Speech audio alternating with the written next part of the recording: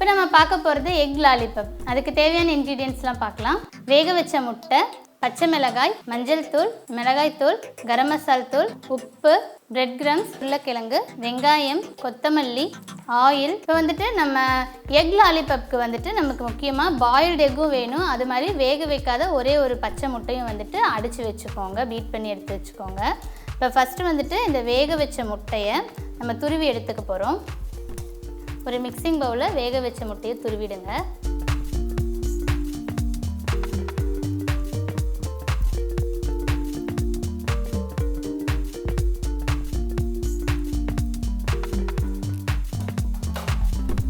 முட்டை வந்து நல்லா துருவி எடுத்ததுக்கப்புறமா இதில் வேக வச்ச உருளைக்கிழங்கு, ஒரு உருளைக்கிழங்கு வேக வச்சுட்டு தோல் எடுத்துகிட்டு இதையும் வந்து துருவி எடுத்துக்கோங்க.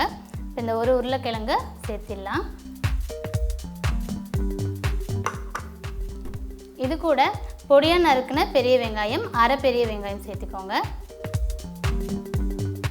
அடுத்தது பச்சை மிளகாய், 4 பச்சை மிளகாய் வட்ட வட்டமாக அரிஞ்சது, அது கொஞ்சமாக சேர்த்துக்கோங்க. அடுத்தது கொத்தமல்லி தழை, அது வந்து நல்ல பொடியாக சாப் பண்ணிக்கோங்க, அது கொஞ்சமாக. இப்போ இதுக்கெல்லாம் தேவையான மசாலா சேர்த்திடலாம். மஞ்சள் தூள் 1/4 ஸ்பூன் அளவுக்கு. அடுத்து மிளகாத்தூள் 1 ஸ்பூன், 1 ஸ்பூன் அளவுக்கு மிளகாத்தூள். அடுத்தது கரம் மசால் தூள் 1 ஸ்பூன்.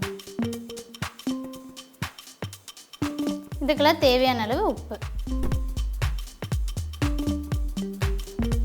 இது எல்லாத்தையும் சேர்த்து நல்லா பிசைஞ்சிக்கலாம்.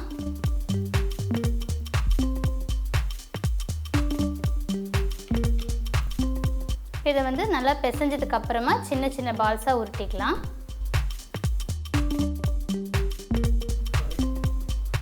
கையில் வந்து லைட்டாக ஆயில் அப்ளை பண்ணிக்கோங்க.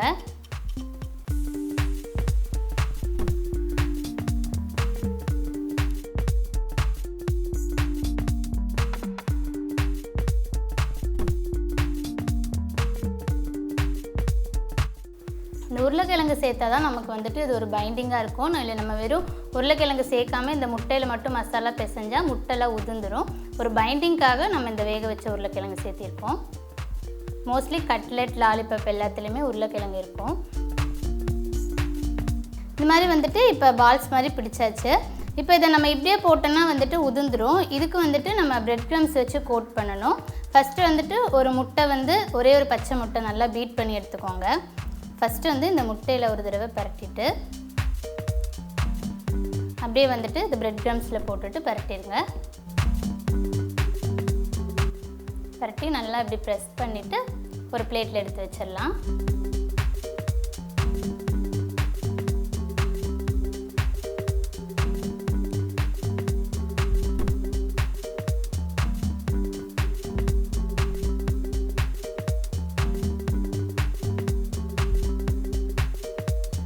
இந்த மாதிரி வந்து பிரெட் கிரம்ஸில் பரட்டினதுக்கப்புறம் ஒரு 5 நிமிஷம் போல் ஃப்ரிட்ஜில் வச்சு எடுத்துருங்க.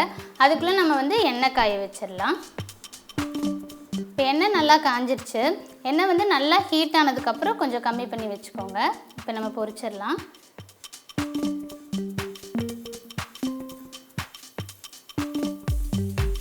இது வந்து நல்லா வந்து அந்த வெளியில் இருக்க பிரெட் கிரம்ஸ்லாம் வந்துட்டு கோல்டன் ப்ரௌனில் ஆகணும். போட்டோன்னே நம்ம கரண்டி விட்டு பரட்டிட வேண்டாம், விட்டுருங்க. ஒரு நிமிஷம் போல் மீடியம் ஃப்ளேமில் வச்சுட்டு அதுக்கப்புறமா வந்து பரட்டி போட்டுக்கலாம். இப்போ அப்படியே மெதுவாக வந்து அப்படியே திருப்பி போட்டுருங்க. பாருங்கள், எல்லா சைடும் நல்லா வந்து பொன்னிறமாக வறுபட்டுருச்சு. இப்போ நம்ம எடுத்துடலாம் எண்ணெயிலேருந்து.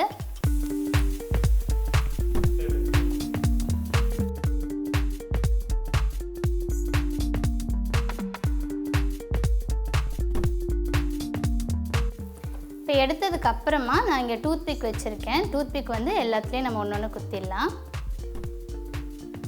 இது வந்து பார்க்க வந்து உங்களுக்கு அப்படியே நீங்கள் பொட்டேட்டோ லாலிபப் சாப்பிட்ருப்பீங்களா, அது மாதிரியே இருக்கும் பாருங்கள். இன்றைக்கி நம்ம மொறுமொறுன்னு சொல்லி எக் லாலிபப் ஈஸியாக எப்படி பண்ணுறதுன்னு பார்த்துருக்கோம். இது மாதிரி நீங்களும் வீட்டில் ட்ரை பண்ணி பாருங்கள். ட்ரை பண்ணி பார்த்துட்டு உங்கள் கமெண்ட்ஸ் அண்ட் ஃபீட்பேக் சொல்லுங்கள். மறக்காமல் லைக், ஷேர் அண்ட் சப்ஸ்கிரைப் பண்ணுங்கள். தேங்க்யூ.